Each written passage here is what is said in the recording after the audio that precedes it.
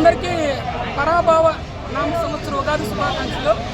జటాటవి గలజ్జల ప్రవాహితావితస్థలే గలేవలంబ్యలంబితాం భుజంగతుంగ మాళికాం ఢమఢమఢమఢమన్నినాద వడ్డమర్వయం చకార చండ తాండవం తనోతున శివ శివం. యాక్చువల్గా శివతాండవ స్తోత్రం ఎందుకు పాడానంటే హరీష్ శంకరుడు పవర్ స్టార్ అంటే పవర్ అన్న శంకరుడే. హరీష్ శంకర్ తన యొక్క పవర్ని చూపించాడు. శివుడిలో ఉన్న తాండవాన్ని తన దర్శకత్వంలో చూపించి పవన్ కళ్యాణ్ ఒక నెక్స్ట్ లెవెల్లో చూపించాడు. పవన్ కళ్యాణ్ అభిమానుల యొక్క నాడి హరీష్ శంకర్ బాగా తెలుసు. అందుకే ప్రతి డైలాగ్ కూడా పేలిపోయింది. దీంట్లో భక్తుడు అన్నయ్య కూడా మాలాగే భక్తుడు. హరీష్ శంకర్ భయ్య కూడా భక్తుడే అన్నయ్యకి. నక్కలు చాలా ఉంటాయి అడవిలో, కానీ సింహం ఒకటే ఉంటుంది. అదే ఉస్తాద్ భగత్ సింగ్. ఇరగదీసే గోత్రం, ఇచ్చి పడేసే నక్షత్రం, ఇచ్చి పడేసే నక్షత్రం, ఇచ్చి పడేసే గోత్రం, ఇరగదీసే నక్షత్రం, ఇచ్చి పడేసే నక్షత్రం, ఇచ్చి పడేసే గోత్రం, ఇరగదీసే నక్షత్రం.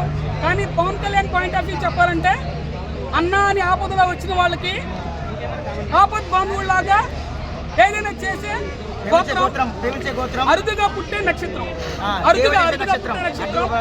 అట్లానే ఈ దేశపు మగవాడు బొట్టు పెడితే ఎలా ఉంటుందో పవన్ కళ్యాణ్ చూపించాడు. భారత్ మాతాకి జై అనే నినాదం కూడా దీంట్లో ఒక దేశభక్తిని చూపించాడు. ఒక హిందూ అంటే ఏదో ముస్లిం సోదరులను తక్కువ చేయడానికి కాదు, కానీ సమాజంలో ఇలా జరుగుతుందని చూపించాడు. అంతేగాని ఏ ఒక్కరిని తక్కువ చేసే అది పాకిస్తాన్. ఒక డైలాగ్ ఉంటుంది, వ్యాన్ లో పాత బస్తీకి వెళ్తుంటే బొట్టు తీసేసి వెళ్తున్నా ఇల్లంటే చెప్తాడు, నేను వెళ్తుంది పాకిస్తాన్ కాదు పాత బస్తీకి. అది అంటే చాలా గూస్ బంప్స్ వచ్చే డైలాగ్స్ రాశాడు. మళ్ళీ ఇంకో డైలాగ్ ఉంటుంది, నా అండర్ గ్రౌండ్ గట్టిగా ఉంటుంది, నా నెట్వర్క్ నెక్స్ట్ లెవెల్లో ఉంటుంది. పవన్ కళ్యాణ్ ఏం చేసినా కానీ బ్యాక్గ్రౌండ్ చాలా స్ట్రాంగ్ గా ఉంటుంది. తన నెట్వర్క్ కానీ తన ఫాలోయింగ్ కానీ నెక్స్ట్ లెవెల్లో ఉంటుంది.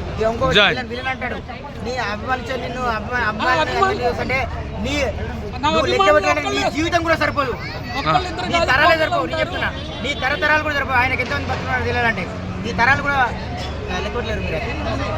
జై